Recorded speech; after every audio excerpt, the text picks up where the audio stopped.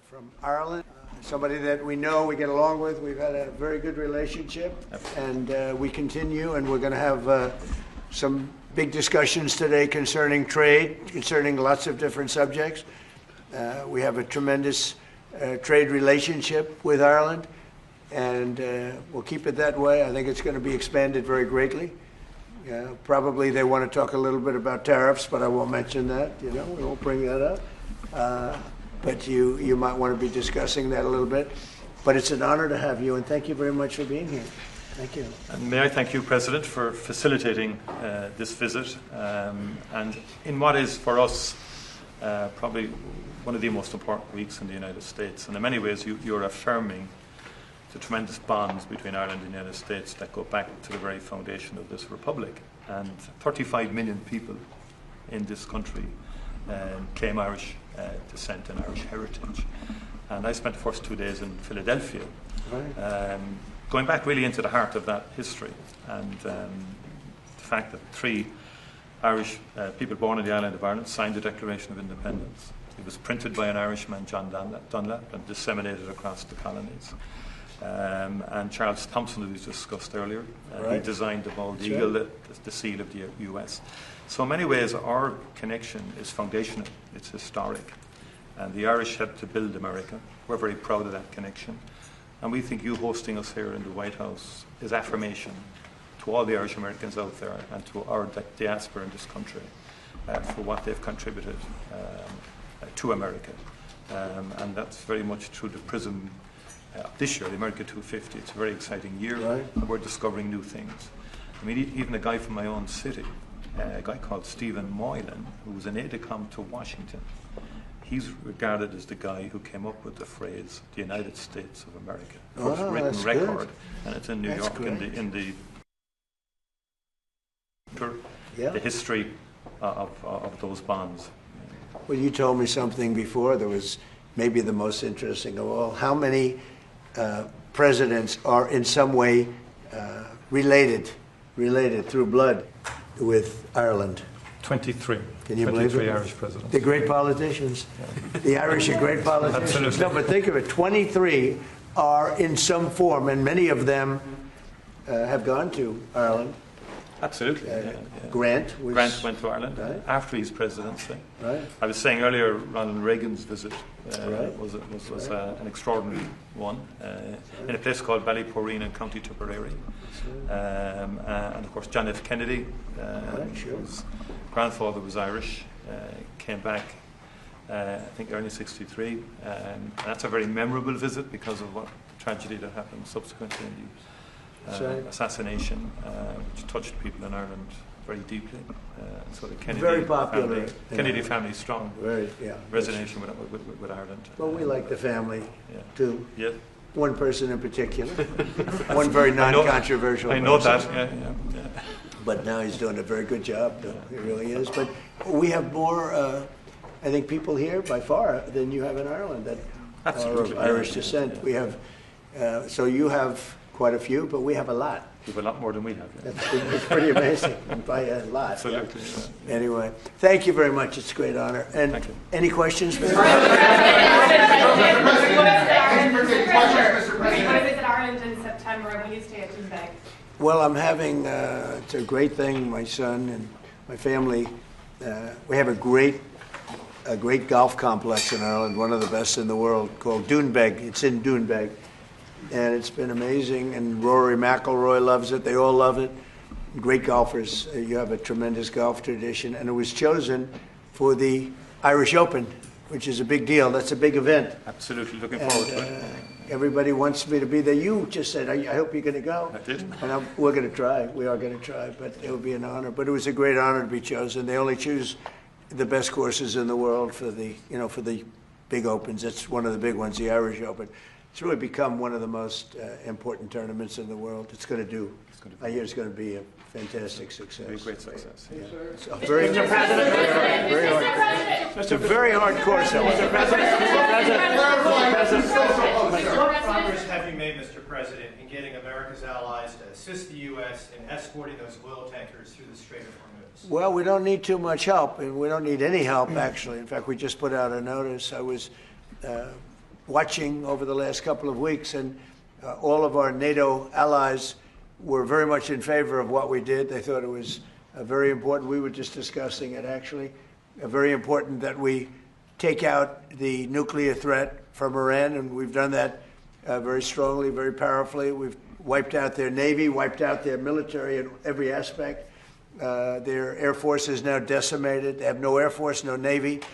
They have no radar. Their radar is entirely gone. Their anti-aircraft machinery is gone. Everything is gone. Their leaders are gone. I guess one of their top person was, they say, a lot of people say their actual top was killed yesterday, along with somebody else who was responsible for the killing. The man that was responsible for the killing of 32,000 people over the last 2 weeks, he was in charge of the killing of protesters. It's an evil group. I mean, they've killed much more than 32,000 people. And the man who was responsible for that was also killed yesterday. And all of the NATO allies agreed with us. But they don't want to, despite the fact that we help them so much, we have thousands of soldiers in different countries all over the world, and they don't want to help us, which is amazing. I mean, amazing. And I didn't do a full court press because I think if I did, they probably would be. But we don't need help. That war has been long prosecuted, as far as I'm concerned, almost from day one. We knocked out many of these things. We knocked out the Navy essentially in a couple of days. But I was surprised to see that NATO, while they agree that it was a very important thing to do, they agree fully. Nobody said, oh, you shouldn't do it. They would have had a nuclear weapon within 1 month of when we had the B-2 bombers bomb the nuclear potential. I call it the nuclear dust. So I think NATO's making a very foolish mistake. And I've long said that, I wonder whether or not NATO would ever be there for us. So this was a great test, because we don't need them, but they should have been there. The other thing is, and I think, very important, we didn't have to be there for Ukraine. Biden chose to spend hundreds of billions of dollars on Ukraine. And I guess the head of Germany just made a statement that, they weren't involved and they have nothing to do with the war. But at the same time, they think we did a great thing by knocking them out. Nobody wants to have Iran, or anybody, but nobody wants to have Iran with a nuclear, because these people are crazy. They're absolutely crazy, and they're vicious, violent. I mean, they killed, think of it. They killed, now I hear it's about 41,000 people. They put out a notice 2 days ago. Anybody that protests will be immediately shot and killed. That's pretty tough stuff. So everyone agrees with us, but they don't want to help. And we as the United States have to remember that, because we think it's pretty shocking. President Macron has just said in the last hour that he will never join a task force in the Strait of Hormuz until hostilities finish. Yesterday you said... Who said that? Who said? President Macron of France. What's your reaction to that, sir? Well, he'll be out of office very soon, so we'll have to see. I don't know. Mr. President, on Doonbeg, you're building an extension to it at the moment, but there's been an objection put in, and it's being held back at the moment due to small snails. What are you disappointed about that? No, the Planning Commission is... I have not heard that. No. Mr. President. I mean, the course was built and it's been operated very successfully. Somebody's objecting. Human and environmental group is objecting to. Mr. President. How close the U.S. to announce a coalition of willing to secure the Strait of Hormuz? Which countries are joining? Which countries have? Well, we've had great support from the Middle East. Qatar has been great. UAE has been they've been great. Saudi Arabia has been terrific. Bahrain has been very good. The Middle Eastern countries have been very strong in their support. And of course, Israel has been our partner. Israel's been very, very strong, along with our operation.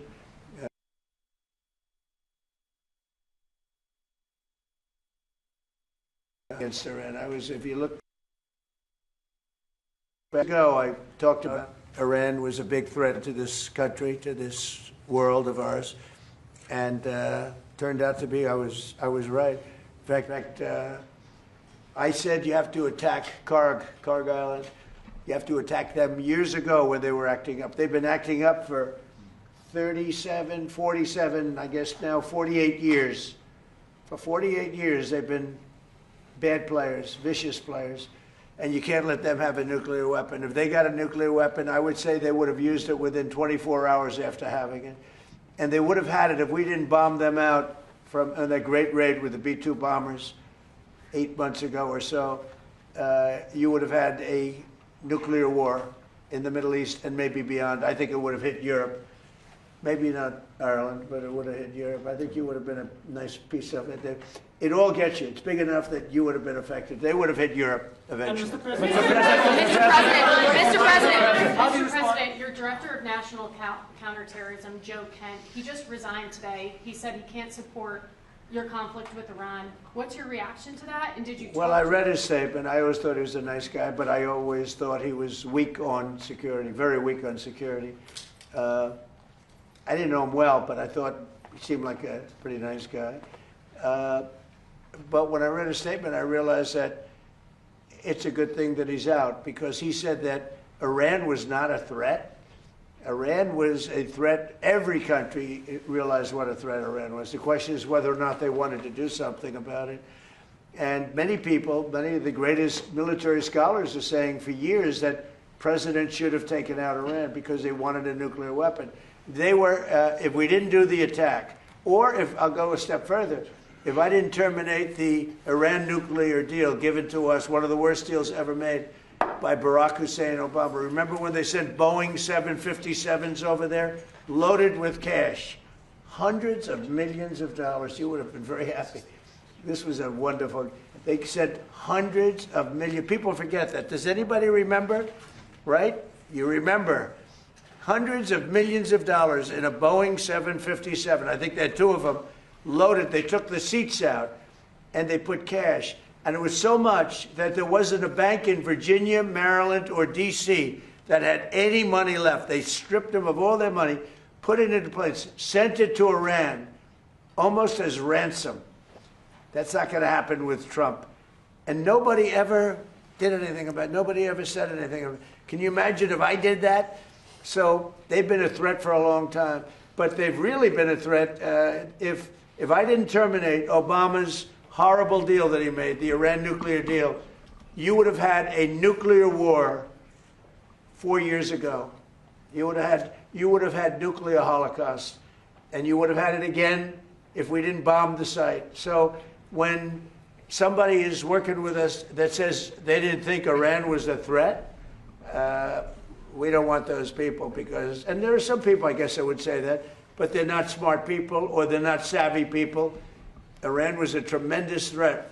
And virtually every NATO nation, and this is the thing, if they told me it wasn't a threat, and therefore they don't want to help, but when they say it was a threat, and it was a major threat, every one of them, I think every one of them, I don't know if one that said they're not a threat, but when they say it was a threat, but we're not going to help, I think they're very foolish. You know, it's interesting. It's interesting because I could say this, that what's happening in Ukraine, we're probably in there for $400 billion. We don't spend any money anymore. They buy it from us and they pay full price. But Biden gave them between $350 and $400 billion of equipment and cash. Someday they'll have to find out about the cash. And you could say that wasn't a threat, you know, we're helping them. So we helped them, and they didn't help us, and I think that's a very bad thing for NATO. Mr. President. Are there any repercussions for NATO, and are you still going to China? Well, yeah, on China, it's a little different story. We're resetting the meeting, and it looks like it'll take place in about 5 weeks. We're working with China. They were fine with it. We're going to say, I look forward to seeing President Xi. He looks forward to seeing me, I think. But I do look forward to seeing him. We have a good relationship with China. China actually has become economically for us very good, as you know. It's much different than it was in the past. and we have a very good working relationship with China. So we're making it in about 5 or 6 weeks. Mr. President. NATO for not supporting you on this. Any repercussions? Well, no, I just think that it's not good for a partnership when they say what you're doing is a great thing, but we're not going to help. You know, they say what you did is a great thing, but we're not going to help. Mr. President, in Iran, because the Iranian regime has told Sky News, if you put boots on the ground in Iran, it will be another Vietnam. Are you afraid of that? No, I'm not afraid of. I'm really not afraid of anything. Mr. President, are you rethinking the United States' relationship with NATO possibly getting out? Well, I'm disappointed in NATO that we spend trillions of dollars on NATO. Think of it, trillions over the years, many trillions of dollars. It's one of the reasons we have deficits and we help other countries.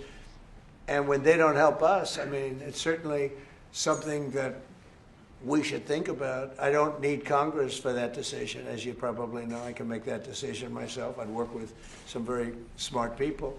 And I'd always deal with Congress anyway, but I don't need Congress for that decision. But, you know, when you say rethink, I have nothing currently in mind, but I will say that I'm not exactly thrilled when we help them with Ukraine. Look, Ukraine would have been over in 1 day if we didn't help. Frankly, Ukraine would have been over in the first day. They had the best equipment in the world. It was our equipment, given by Sleepy Joe Biden. No charge, no charge. Hundreds of billions of dollars of the best equipment in the world, no charge. I will say that I'm not happy about it. Mr. President, how's the relationship with Two questions, one on Iran and one on Cuba. Is Iran now a bigger foreign policy priority for you than China? And on Cuba, the Cuban government. Iran is just a military operation to me. Iran is something that was essentially largely over in 2 or 3 days because the Navy was wiped out almost immediately. The Air Force came next. The anti-aircraft came next. I mean, we're flying over Iran. We could take out their electric capacity in 1 hour. We have all there's nothing they can do right now because everything is knocked out. They have no radar, no anti-aircraft. They have nothing. And we don't, and it was a decision I made. We discussed it, Pete, Marco, JD, all of us, Chris, we discussed it. We can knock out their electricity in a matter of minutes if we wanted to. There's nothing they can do about it. We can knock out their oil in Carg Island. The only thing we didn't take down was their oil because if we knock out, I call them the pipes, very complex. But if you do that, it'll take them forever to rebuild, meaning whoever, and hopefully it's a sane group of people, but whoever it is that's going to be running that, and we're going to try to get people that are going to run it well, and it's going to be a prosperous, wonderful place. It used to be, if you go back, it used to be the people are great, the people are smart and energetic, and it used to be very successful. Now it's a country run by fear. It's a country where they tell protesters, don't go outside because if you do, we're going to kill you.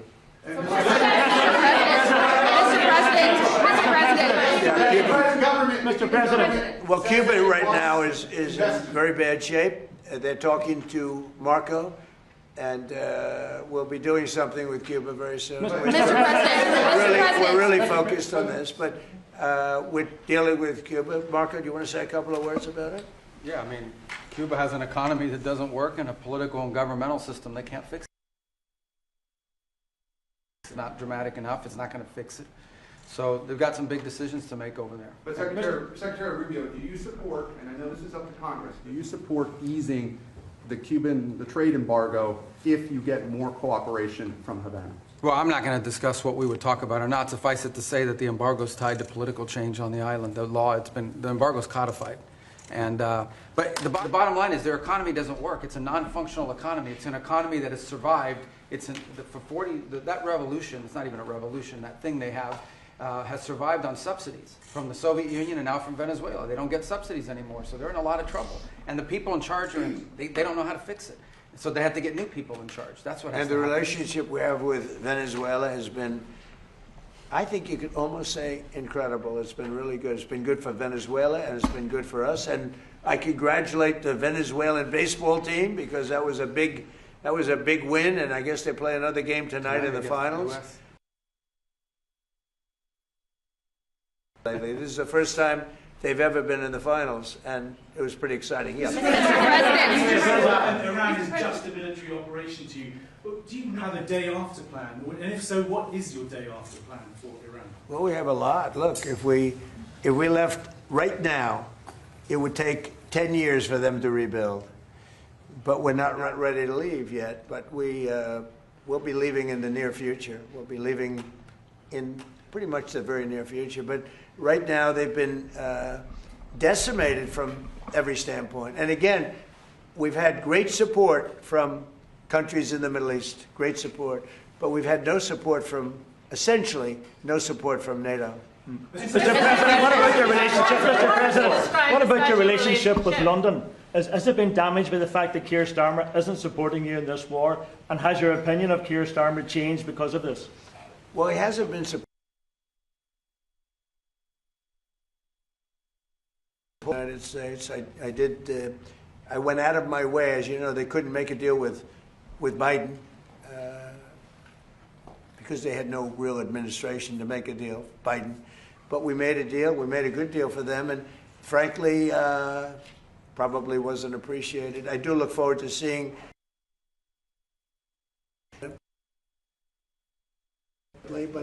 But no, I was disappointed because Keir was willing to send 2 aircraft carriers after we won, because essentially there's no threat for the aircraft carriers right now.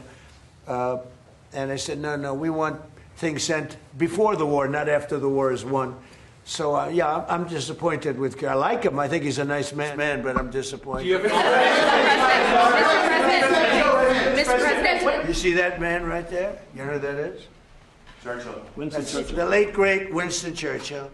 And Barack Hussein Obama did not want his bust in this office. Did you know that? And Barack Hussein Obama sent that bust back to England. They didn't want it. And when I came in, I was asked if I wanted it. I said, absolutely, I want it. And I put it right there, Winston Churchill. And, you know, unfortunately, Keir is not Winston Churchill. Mr.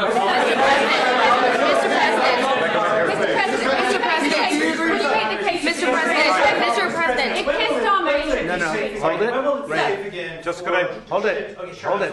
Just make a number of points. First of all, I think, notwithstanding what has happened, the transatlantic relationship between Europe and the US is very, very important on a number of fronts. And I think we've had issues over the last year or two, but we settled them. And I think many of these leaders engage with you, particularly on trade initially. Remember all the fuss last year, but we got a landing zone between Europe and the US, and I think we can get a landing zone again. And I think I just met with Keir Starmer last week. The British-Irish relationship is a very important one. Churchill was a great wartime leader, although in Ireland there was kind of a different perspective in terms of during our own War of Independence and so on. He created his own bit of difficulties for us. But that said, he was a great wartime hero. Keir Starmer has done a lot to reset the Irish-British relationship. I just want to put that on the record. But I do believe that he's a very earnest, sound person who I think you have a capacity to get on with, and you've got on with him before, and you've got on with other European leaders as well. Sure. And I think you have that capacity again, and I think everyone exists. I mean, you cannot have a rogue state with a nuclear weapon or the capacity for a nuclear weapon. Iran was a sponsor of terrorism. We sanctioned Iran, all European countries did, as a and the IRGC in particular as a terrorist organization. They sponsored Hamas, they sponsored Hezbollah, the Houthis. They created mayhem, a most maligned force in the Middle East. The Irish position has always been, ultimately, can we resolve this can we get peace? And obviously there's preconditions before you get to that situation. We had our own conflict, which went on for 30 years, and we learned a lot from that in terms of how to try and bring about peace. And I think I've listened to you in terms of, you're correct, I mean, our hearts go to the Iranian people who have been repressed and suppressed for so many years, culminating in that savage murder of thousands and thousands of Iranians some months ago. No one was in a position to do anything about that. And I think And likewise with Ukraine, I mean, the Russians did invade Ukraine, have taxed civilian infrastructure and so on like that. And for the people of Ukraine who just want peace and an opportunity to live, I think we have to continue to work to see, can we bring peace, different regime to Iran, where Iranians can live in peace again, and the people in the Middle East can live in peace, and you're doing your bit there in terms of the work in Gaza and so on like that. And I think that's what we want, is a peaceful resolution of conflict. That's where we come from as a small nation. Right. We've been peacekeepers all our lives.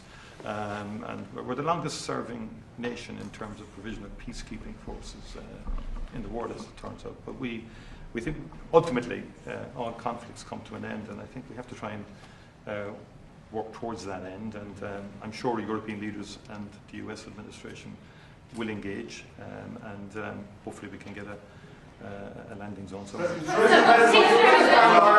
I mean, the only thing, and I agree with everything you said, but we helped with Ukraine. Yes. And they don't help with Iran. And they all acknowledge that Iran can't have a nuclear weapon. You yourself say, these are horrendous people. These are the worst people, and going back to Hitler, right? Going back to Hitler, these are the worst people. That's a long time ago.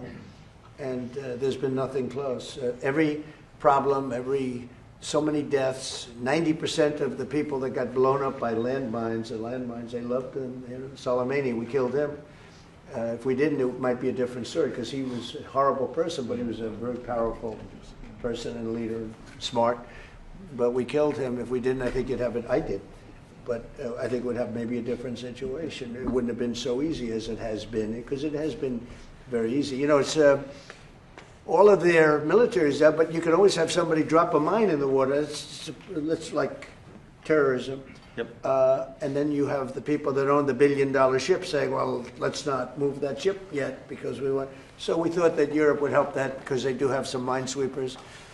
But it's amazing that, they all said, what a great job.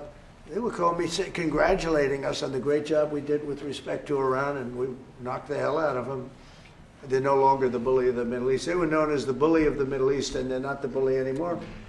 But you would have thought they would have said, we'd love to send a couple of minesweepers. It's not a big deal. It doesn't cost very much money. But they didn't do that. So, I think it's very unfair to the United States. Not to me, but to the United States. Go ahead, please. Keir Starmer isn't making... She's a fantastic reporter, by the way. Go ahead. Thank you. The Prime Minister isn't making the case to the British public as to why he should be supporting you. Could you do that now and talk to the UK and to GB News viewers about why it's in their interest that we help you? Well, because we have a tremendous long-term relationship with the UK. I mean, people would say it's the best. I don't want to get into that, but we've had, it was the longest, the oldest, should be the best. Always was the best until Keir came along, and I like him. He's a nice man. He says everything beautiful. He's a very nice man with a beautiful family. Everything's perfect, but he doesn't produce. And I think it's very inexpensive. I just said, you don't have to send me aircraft carriers. Send me a couple of minesweepers. We don't need your aircraft carriers. But even the aircraft carriers, he would only send them after we essentially won. I mean, he's sending them when there are no planes left. When the missiles are down to 8%, they have like 8% of the missiles. The rest we demolish the missiles, and the factories, largely the factories are going even as we speak. They just hit another factory. They have a lot of missile factories. They have a lot of drone factories, and so he's wants to send them when we don't need them. But would like to have minesweepers, because just in case. We don't know that there are any mines down, because we wiped out, I think, 24. They actually have, think of this for a country. They have 24 boats that do nothing but put mines in the water. This doesn't sound like a great country. This doesn't sound like a friendly country. But we killed all of those boats. They're at the bottom of the sea. But so we don't even know if there are any mines there. But if there are, we'd like to have a little help in finding them. Probably most importantly. Would you like to change your Prime Minister? Do you have confidence in Keir Starmer? Would you prefer to deal? Well, it's not for me. It's really for the people of the UK to have confidence. Of course, but is he I've been very critical of Keir, and I did it in a friendly way. I said, if you don't change your energy thing and get away from windmills and go back to oil and gas, and you have something that's no other country has. Very few countries have anything like it, the North Sea. You have some of the greatest oil and oil deposits in the entire world, the North Sea. They don't use it. You buy a lot of your oil from Norway. You know where they get their oil? From the North Sea. And you pay and I tell them, and you have the better part of the North Sea. So why aren't they taking the oil from the North Sea? Why are they buying oil from Norway? But they have windmills all over the country, destroying those gorgeous Scottish fields and those beautiful fields all over the windmills, which don't work. They're tremendously expensive. And the best testament to that is the windmills are made in China, but China doesn't use them. You know what China uses? Coal. They're building 58 coal-fired plants right now, and that's up to them. But these foolish countries that are buying windmills, putting them out of business, I'm proudly telling you that we're going to try and have no windmills built in the United States during my... They're very bad. They're very bad environmentally. They kill the birds. They're unsightly. They make a lot of noise. And for some reason, the environmentalists love windmills, okay? You say he's a very nice man. I think he's a nice man. I think he's a nice man, but I disagree with him on two things, primarily. His immigration policy is a disaster, and his energy policy is a disaster. And they're about the biggest policies you can have. You've allowed millions and millions and millions of people to come into your country that shouldn't be there. And by the way, that's all over Europe. Europe is a different place. It's a different place. And you know, I originate, to put it nicely, many of us do, from Europe. I love Europe. I've spent a lot of time in Europe. It's a different place. Bad things have happened to Europe. Very bad things. And you better do something about immigration, and you better do something about energy, or you won't have a Europe. What's your time frame, Mr. President, for when cargo ships can safely go through the Strait of Hormuz? It won't be, I don't believe, too long. We're knocking the hell out of the coast. It's basically the coast and the water, and it won't be too long. And the Middle Eastern states, including Israel, by the way, who has been terrific, the Middle Eastern states have been helping us a lot. Go ahead, you, please. Mr. President, on fuel prices, what do you have to say to the people in Ireland who are paying sky-high prices because of your war in Iran? Well, I think the people in Ireland are very happy that I'm getting rid of, I have a lot of friends from Ireland, they're very happy that I'm getting rid of a nuclear power, a nuclear terrorist. And as soon as that war's over, which will be soon, your prices are going to drop like a rock. You watch. I've been very good at predicting. No, in the back. Mr. President, what do you think about our president's comments that...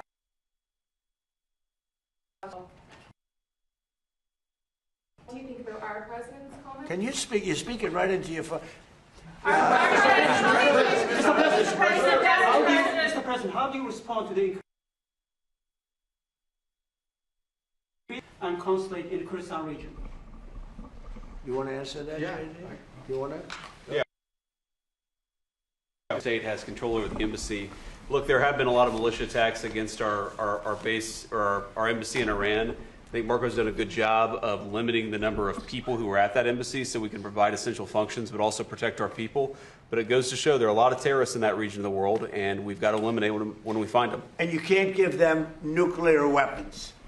You can give them rifles, you can give them guns, you can't give them nuclear weapons. I think we agree very strongly on that. Yes, excuse me. Just first of all, I would say that Europe is still a very good place to live in. Good. Just to let you know. I'm glad to hear that. And our view is you have to have robust and fair rules around migration. But on the other hand, a lot of people, within the European Union, we have free mobility of people. And in Ireland, our population is growing, but in a very positive way.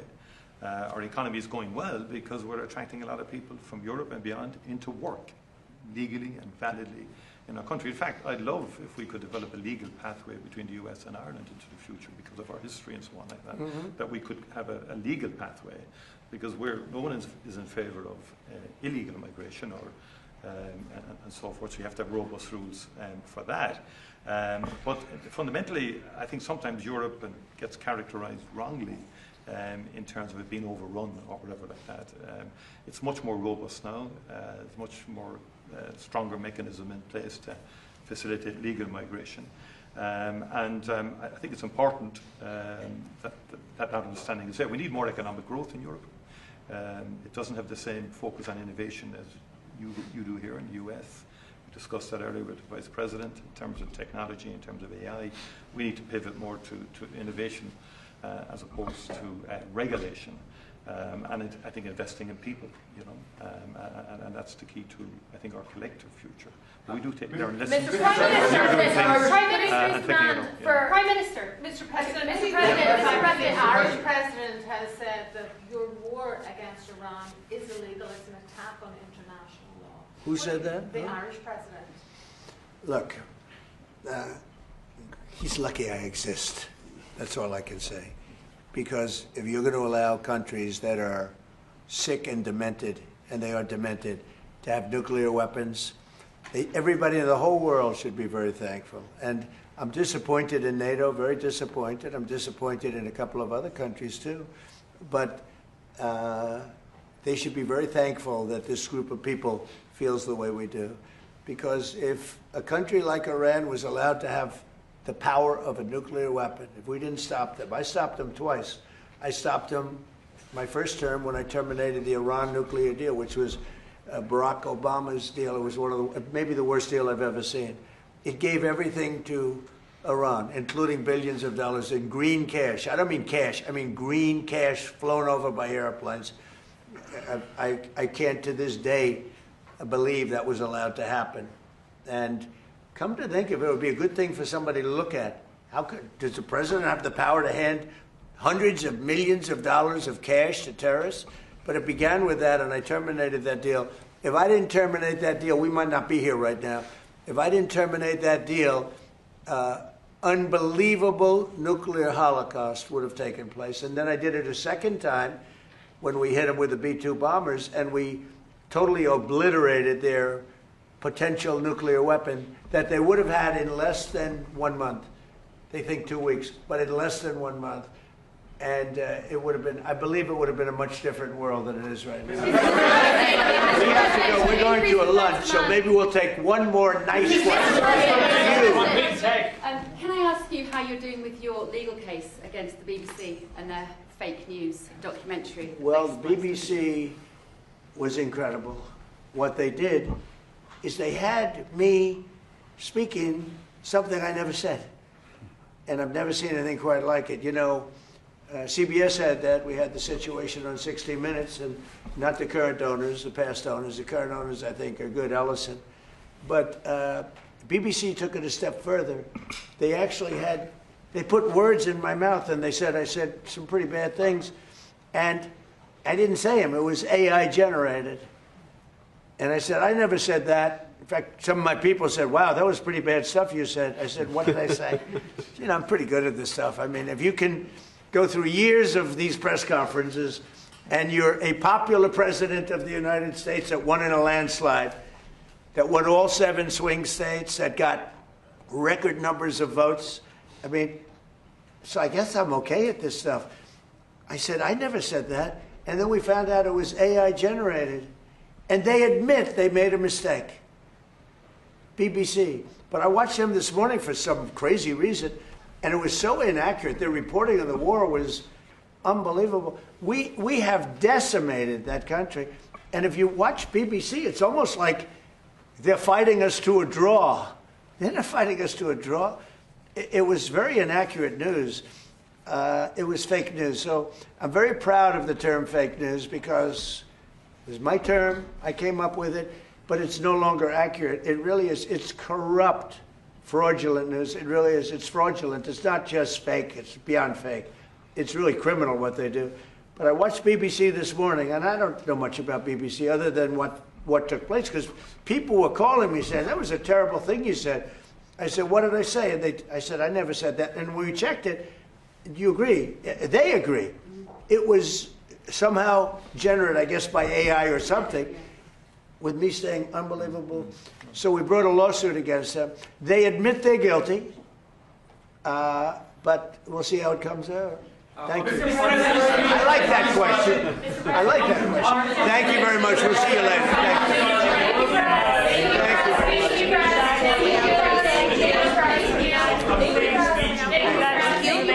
Thank you.